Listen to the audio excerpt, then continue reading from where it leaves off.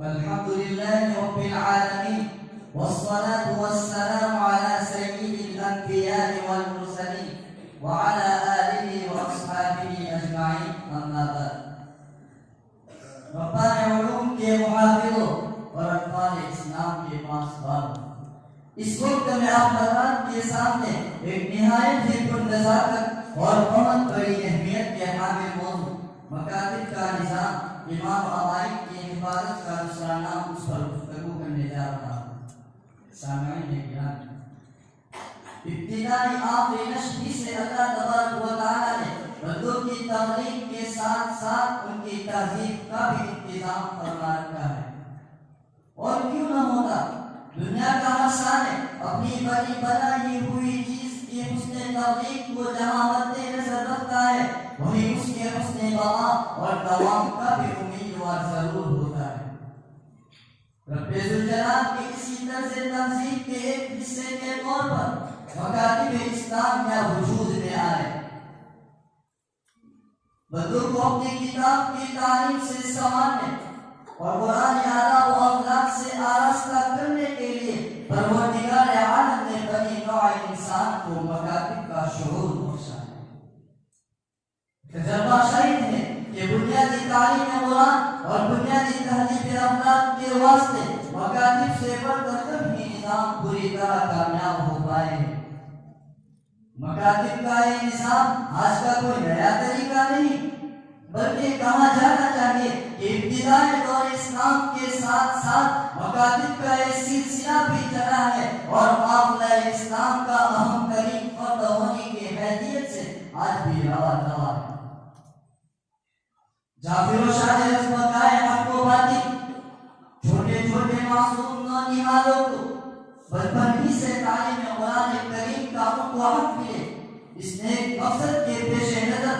ہر دور میں مکاتب کو ایک غیر معمولی حیثیت حاصل رہی ہے۔ غیور اور فکر مند مسلمانوں نے اپنی رہائشی اور معاشی انتظامات پر معاشرہ اسلامی کے تہذیبی و اخلاقی انتظام کو ہمیشہ مقدم رکھا ہے۔ آج کے اس کے دوسرے دور میں بھی ہند و بیرونی ہند میں کلیا بستی بستی اگر آپ گھومو گے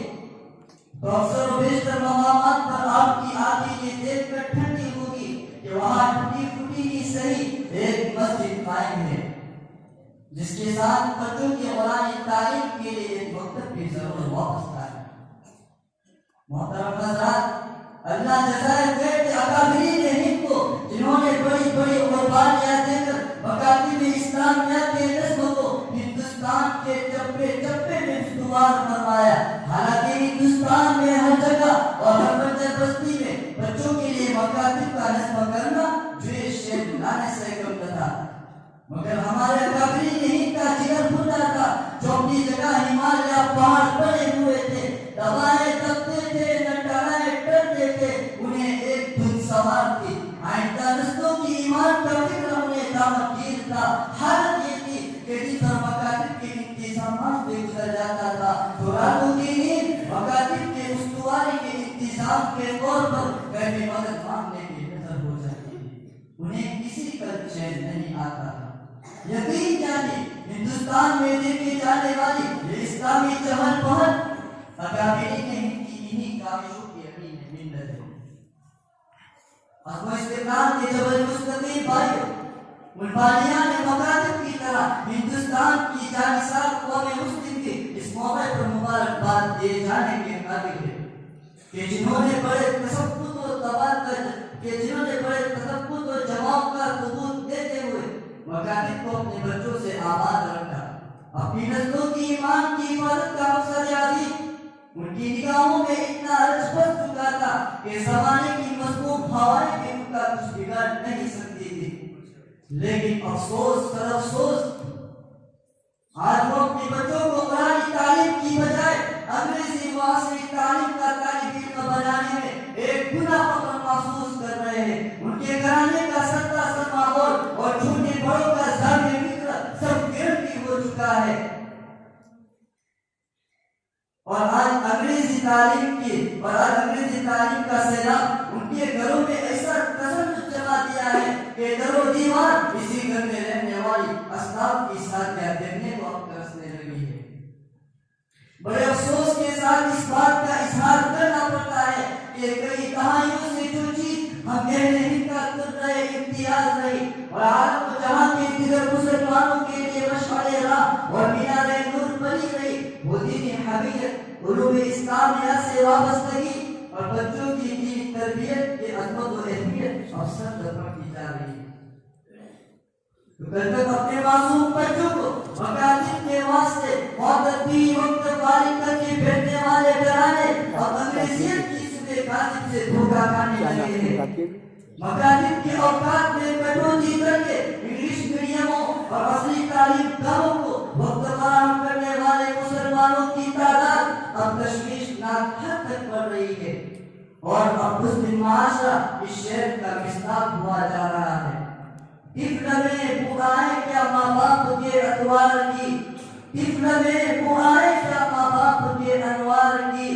دودھ تو ڈبے کا ہے تعلیم ہے سرکار کی۔ محترم حضرات، ایسے نازک وقت میں ضرورت ہے کہ علماء حق کا دنیاوی سیلاب میں بڑھی جا رہی ہے، ملت ہندیہ کو تھامنے کے لیے ایڑی چوٹی کا زور لگا دے، اپنی تمام تر علمی سامانیوں کے ساتھ میدان میں کود پڑے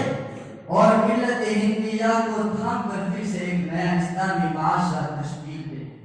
جہاں علم دین کا غلبہ اور معارف شرعیہ کا زمزمہ ہو اور انگریزی تعلیم کی مروبیت کی بجائے قرآن علوم کی وقت اور اسی کا چرچا ہو۔ بارگاہ عزتی میں دستبر دعا ہوں کہ اللہ تعالیٰ ہم مسلمانان ہند کو وہ نگاہ رسا عطا فرمائے جو حق و باطل کے بیچ فرق کر سکے اور سیاہ و سفید کو بھانپ سکے، اور رب ذوالجلال ہم مسلمانان ہند کو بچوں کی تربیت کا یعنی مکاتب کی اہمیت کو ہمارے قلوب میں پیوست فرمائے۔ آمین یا رب العالمین، وآخر دعوانا الحمدللہ۔